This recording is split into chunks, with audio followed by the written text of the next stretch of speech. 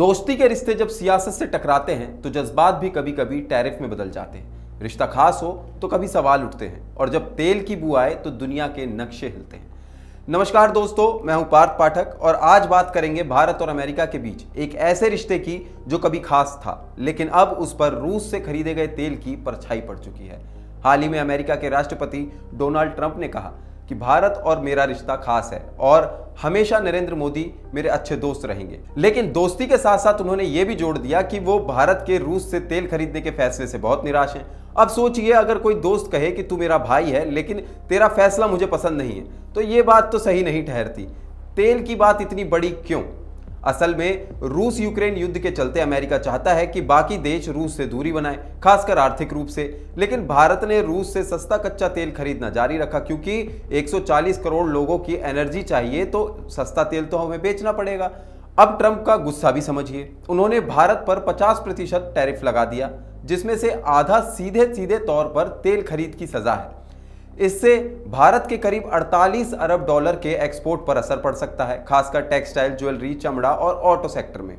हालांकि दवाइयां और इलेक्ट्रॉनिक्स जैसे सेक्टर को टैरिफ से छूट मिल गई है।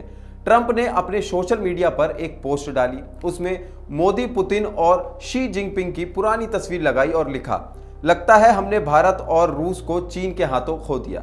अब ये लाइन किसी नाराज प्रेमी जैसी लगती है, थोड़ी तंज में और थोड़ी चोट में लिपटी हुई। अमेरिका के अंदर से भी भारत पर वार।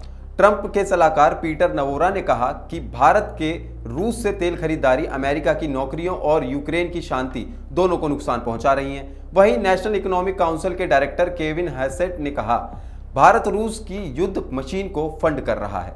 अब इस पर भारत का कहना है, हम अपने लोगों की ऊर्जा की जरूरतों से समझौता नहीं कर सकते।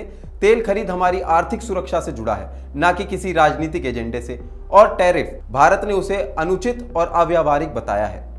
आगे क्या होगा? अब सबकी नजर इस पर है कि क्या ये खास रिश्ता फिर से उसी गर्मजोशी से बहाल हो पाएगा या नहीं। ट्रंप भले ही दोस्ती की बात कर रहे हैं, लेकिन व्यापार और रणनीति की भावनाएं उतनी जगह नहीं रखती हैं। एक तरफ भारत कह रहा है हम अपनी जरूरतों से समझौता नहीं करेंगे, और दूसरी तरफ अमेरिका का कहना है जो रूस का साथ देगा उसे कीमत चुकानी पड़ेगी। तो आने वाले हफ्तों में बातचीत होगी, बहस होगी, शायद सौदे भी होंगे, पर यह तो तय है, तेल की बू ने रिश्तों को गर्म कर दिया है। हमारी ये रिपोर्ट कैसी लगी हमें कमेंट करके जरूर बताएं और ऐसी तमाम जानकारियों के लिए बने रहिए FM न्यूज़ पर। नमस्कार।